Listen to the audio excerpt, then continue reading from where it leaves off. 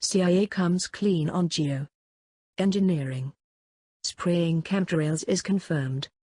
Do you remember the first time you noticed those long puffy clouds emanating from jets that didn't just evaporate? You saw them spread out, dissipating a cloudy mist that blocked the sunshine. Maybe a friend, or an online source informed you that those were chemtrails, containing aerosol toxins that could be turned on and off at will. The American population has been test cases for whatever is purposely dropped from above. According to global research, since the 1940s, the American people have been guinea pigs for a variety of biological and chemical concoctions courtesy of the shadow government or deep state via the CLOUDULATUS military. These chemtrails are just the latest in a long line of assaults. What's inside this spray? It varies, and it's not good for us, nor the hydrological processes of the planet.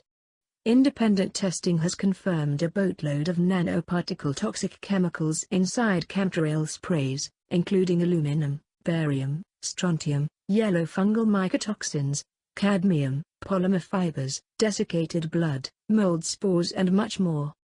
We are under a poisonous attack under the guise of protecting the Earth from overheating. Official denials have been consistent and those who speak out against these practices have been ridiculed.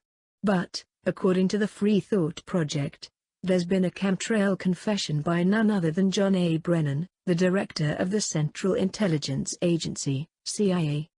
CIA Director Brennan says that stratospheric aerosol injection, SAI, has gained his attention.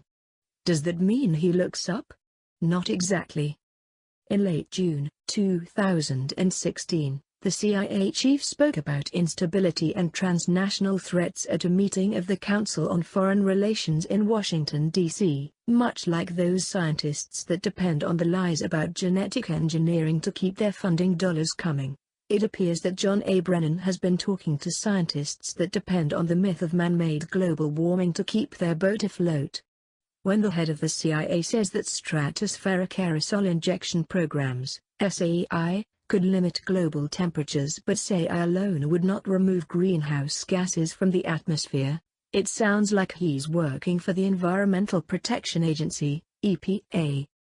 By the way, that EPA Clean Power Plan is all about reducing carbon, that deadly greenhouse gas, and it's being challenged in the courts by 24 states. Think about this. Carbon dioxide is called a greenhouse gas because greenhouses use CO2 to make plants grow bigger and more robust. Since we exhale CO2 to feed the trees, is our breath next to be taxed? What's Al Gore got to do with it? Plenty. Just follow the money. In 2007, former Vice President Al Gore received a Nobel Peace Prize for his work on global warming.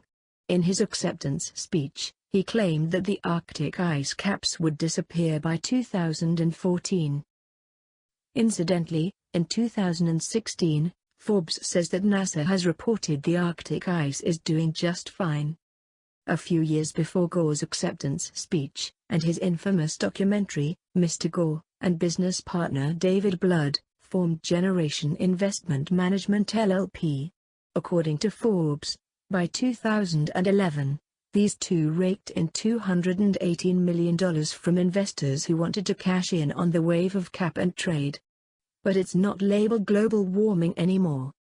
Today all weather changes, heat, earthquakes, volcanoes, cold, tornadoes, floods, fires, drought and more, are bundled under a bigger tent called climate change. If you've been breathing in what they now admit they are spewing out, you might want to consider taking a superfood and a multivitamin and mineral supplement to help support your health. Here is the video of the CIA director confirming chemtrails geoengineering spraying. Another example is the array of technologies, often referred to collectively as geoengineering, that potentially could help reverse the warming effects of global climate change.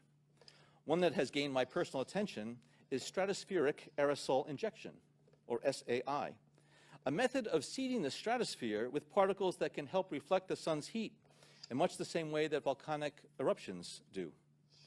An SAI program could limit global temperature increases, reducing some risks associated with higher temperatures and providing the world economy additional time to transition from fossil fuels.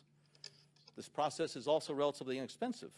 The National Research Council estimates that a fully deployed SAI program would cost about $10 billion yearly.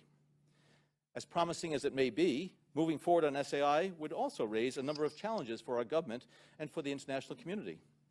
On the technical side, greenhouse gas emission reductions would still have to accompany SAI to address other climate change effects, such as ocean acidification, because SAI alone would not remove greenhouse gases from the atmosphere. On the geopolitical side, the technology's potential to alter weather patterns and benefit certain regions of the world at the expense of other regions could trigger sharp opposition by some nations. Others might seize on SAI's benefits and back away from their commitment to carbon dioxide reductions. And as with other breakthrough technologies, global norms and standards are lacking to guide the deployment and implementation of SAI and other geoengineering initiatives.